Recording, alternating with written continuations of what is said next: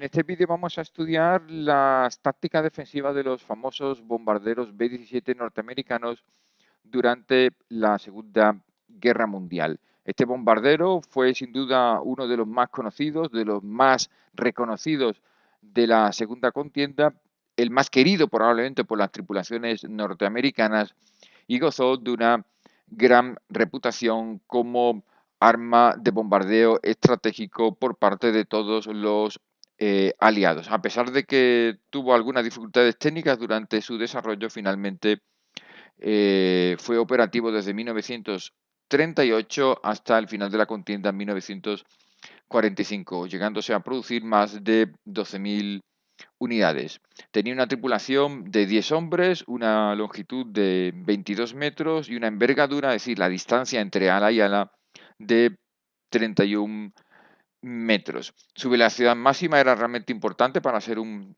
bombardero pesado, de algo más de 460 kilómetros por hora, un alcance de 3.200 kilómetros, con una carga de unos 2.200 a 2.500 kilos de bombas y un techo operativo de algo más de 10.000 metros.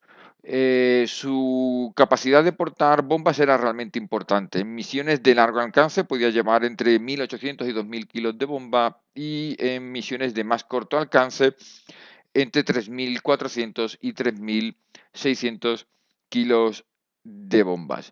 Sin embargo, lo que lo hacía un bombardero de su serie, es decir, pesado, superior a sus similares británicos, era su gran capacidad defensiva, gracias a que portaba 13 ametralladoras Browning de 12,7 milímetros de calibre, montadas, como se puede ver en la imagen, en diferentes secciones del avión, aunque esta podía variar dependiendo de la versión. Una torreta posterior con una cadencia de disparo realmente importante y más de 500 disponibles, dos ametralladoras laterales, un operador de radio que podía disponer, dependiendo de la versión, de una ametralladora dispuesta arriba, una torreta superior con más de 400 disparos, otra torreta frontal con más de 300 disparos y una torreta ventral, es decir, inferior, con más de 500 disparos. Esto dotaba de forma automática al bombardero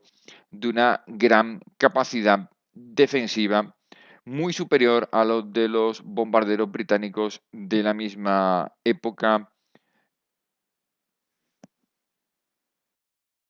La estándar de 12,7 milímetros que vemos aquí en la imagen era un arma realmente poderosa y de hecho estándar en el ejército norteamericano y fundamentalmente en todos los tipos de bombarderos medios y pesados. Aquí tenemos una imagen de esta ametralladora en posición lateral. Aquí en esta imagen podemos ver la torreta superior con una cómoda o relativamente cómoda disposición para su artillero. Lamentablemente no se puede hacer lo mismo de la posición del artillero que estaba justo debajo, es decir, en la barriga del bombardero, que tenía la disposición más incómoda y además peligrosa, ya que esta burbuja, esta carlinga, tenía la mala costumbre de desprenderse cuando recibía algún tipo de impacto, o bien directo o bien relativamente indirecto, con lo cual caía la burbuja junto con el artillero. Por eso se le dotó de una salida justo por detrás y con un paracaídas especial de apertura rápida para que, en caso de que el desdichado fuera derribado, pudiera por lo menos tener algún tipo de posibilidades. En algunas variantes posteriores, especialmente después de 1943, se dotó al bombardero de ametralladoras, como pueden ver aquí, laterales, que le daban un mayor ángulo justo donde los cazas alemanes solían atacar de forma más recurrente. Por supuesto, esto no evitó en absoluto que la poderosa fuerza de caza alemana hiciera blanco de forma reiterada sobre estos bombarderos. Aquí tenemos una imagen con un impacto directo, en este caso, de un cañón antiaéreo alemán. Aquí tenemos otra imagen dramática en el que el bombardero ha perdido su ala de forma contundente por un impacto directo de este tipo de cañones antiaéreos de 88 a 128 milímetros alemanes. Sin embargo, aquí tenemos una imagen realmente curiosa en la que se ve el bombardero que ha aterrizado a pesar de que ha recibido un durísimo castigo. Esto es una de las características más importantes y destacadas de este bombardero B-17 y es su capacidad para recibir un gran castigo y soportarlo relativamente bien. En esta imagen, aún más dramática, vemos como literalmente le ha sido borrada la parte frontal completa del avión y a pesar de todo ha logrado aterrizar relativamente sana y salvo su tripulación, excepto probablemente el artillero frontal. Mientras que los británicos atacaban a Alemania amparados en la oscuridad de la noche, los norteamericanos prefirieron hacerlo de día. De esta forma, el mando de bombardeo inglés operaba de noche, mientras que la octava fuerza norteamericana, a la que pertenecían los B-17, entre otros tipos de bombardeos, lo hacían de día. Aquí la diferencia estribaba en la concepción estratégica de lo que sería el bombardeo. Los ingleses operaban fundamentalmente en masa y poco a poco diseñaron planes de ataque sobre las ciudades. La noche, evidentemente, evitaba que la posibilidad de encontrar objetivos específicos fuera menor. Los norteamericanos preferían no atacar las ciudades y por tanto a la población civil y buscaron siempre objetivos más puntuales y específicos. El problema era que atacar a plena luz del día los hacía obviamente visibles a la caza alemana y por tanto muy vulnerables a pesar de que tenían, como hemos visto, una enorme potencia defensiva. Por eso pronto se diseñó tácticas defensivas de formación. Aquí vemos la formación básica de 3 aviones en V desde que los norteamericanos empezaron sus operaciones en Europa en agosto de 1942. Esta formación fue evolucionando en ese mismo tramo final de 1942 hacia la conformación de grupos de 6 aviones escalonados, como pueden ver en una altura de 50 metros del superior al inferior y formando pequeños triángulos. Sin embargo, a pesar de que la distancia entre los bombarderos era relativamente escasa, aproximadamente entre 30 y 50 metros, pronto comprendieron que no era suficiente densidad de fuego cuando eran atacados por varios cazas alemanes. En otoño de 1942 se ideó una nueva táctica defensiva. En este caso consistía en 2 grupos de 9 aviones, el segundo de los cuales, como pueden ver aquí, iba unos 150 metros arriba y por detrás del primero. Esto aumentaba la densidad y la capacidad defensiva mutua de los diferentes grupos de 3 aviones que conformaban toda la formación. Sin embargo, en la práctica era bastante diferente, ya que el grupo trasero tenía una tendencia natural a perder el contacto visual con el grupo frontal en el que iba el líder de la formación, lo cual a su vez tenía dramáticas consecuencias a perderse la homogeneidad de todo el grupo. En diciembre de 1942 se realizó una variante de la anterior formación defensiva. En este caso, como pueden observar, estaba formada por 3 grupos de 6 bombarderos que estaban desplegados escalonadamente. Esto ayudaba enormemente a la defensa mutua y evitaba el retraso de los grupos tan típico de la anterior formación. Sin embargo, a esta altura de la guerra, a finales de 1942, los bombarderos norteamericanos que atacaban, como hemos dicho, a plena luz del día, lo hacían sin escolta de caza debido a que no tenían suficiente radio de acción. Esto significaba que, aunque esta formación era relativamente buena y hacía un buen uso del armamento defensivo de todo el grupo de B-17, estaban sometidos a una enorme presión por parte de los cazas alemanes. Entre finales de 1942 y principios de 1943, especialmente debido al aumento en número de la potencia de la octava Fuerza Aérea norteamericana, se procedió a la conformación de una nueva táctica defensiva denominada formación en jabalina. Aquí tienen el ejemplo típico en la que la base consistía en 4 grupos, cada uno de ellos conformada por 18 aviones actuando en formación cerrada, como acabamos de ver anteriormente.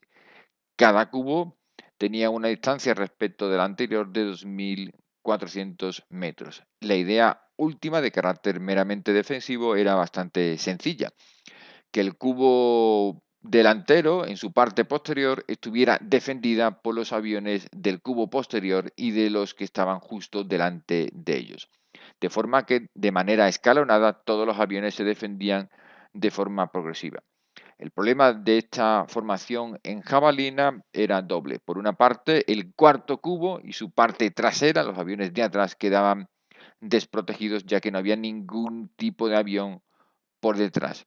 Y en segundo lugar, lo que es más importante, este tipo de formación necesitaba imperiosamente de una disciplina de vuelo tremenda, ya que la pérdida de la capacidad de cohesión era dramática para todo el conjunto. Aquí vemos cómo estaba constituido cada uno de esos cubos, de esa formación típica en jabalina de 18 aviones, en el que la clave, como pueden observar ahí, era que el escuadrón líder era el que realmente dirigía la operación, y todos los demás miembros de cada formación debían seguir exactamente a la distancia prefijada y las órdenes del escuadrón líder, lo cual requería una enorme coordinación y, como acabamos de comentar, de disciplina de vuelo, no siempre fácil de lograr cuando se estaba sometido a constantes ataques de los cazas alemanes.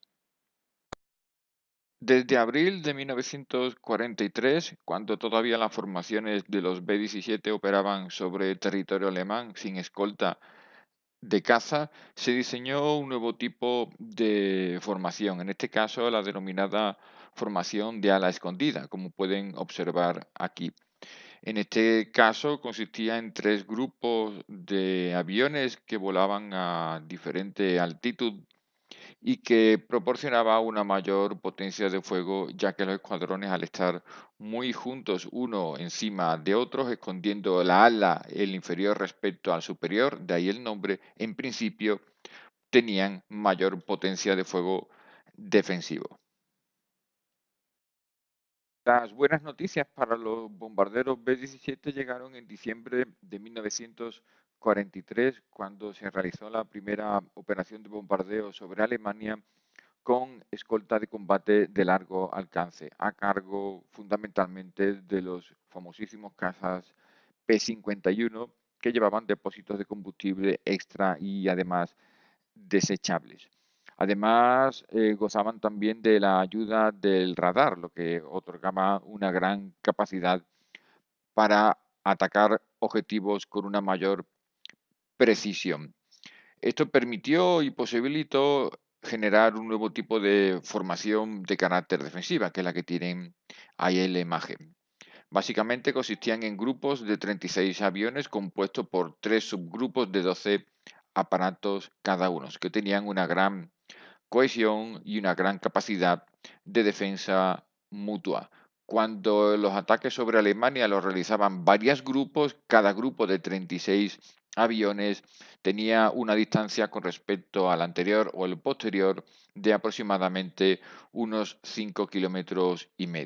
La gran ventaja que tenía este tipo de nueva formación es que en este caso ya podían contar con la inestimable defensa perimetral de los cazas norteamericanos P-51 y, por tanto, concentrarse de una manera más clara sobre los objetivos en Alemania.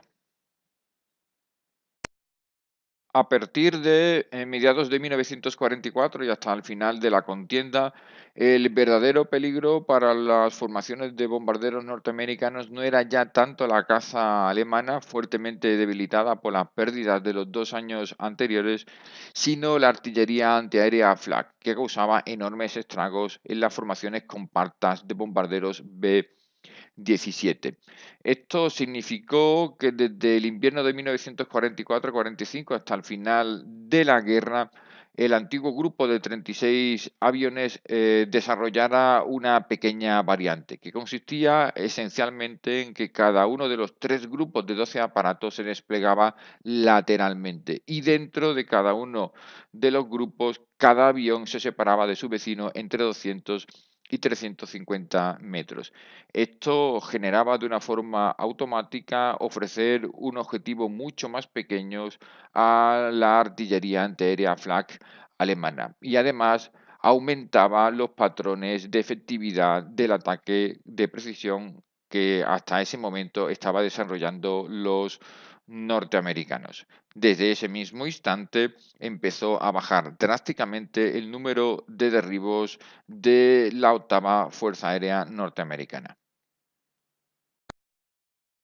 A pesar de las 13 ametralladoras que tenían los B-17 ubicadas estratégicamente, como ya se ha analizado, y del progresivo desarrollo de distintas formaciones de carácter defensiva, las pérdidas de la octava Fuerza Aérea Norteamericana en su campaña de bombardeo contra Alemania fueron realmente tremendas.